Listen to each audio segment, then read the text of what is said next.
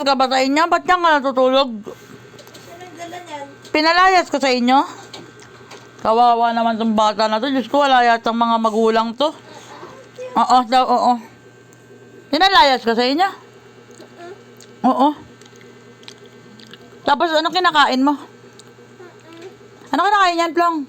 Mama, ano ito? Blowy, tignan mo yung kinakain ng kapatid mo. Bilis. Bilis naman nasa bibig, Blowy. Parang hindi yata pagkain.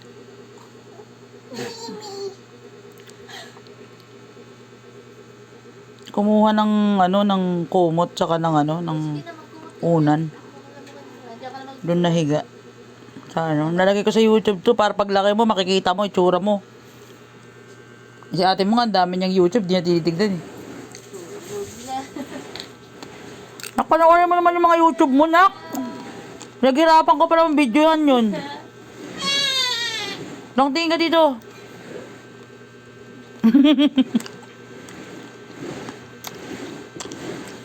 Ano ba yan? Nahihilo na ako. Ako na nahihilo eh.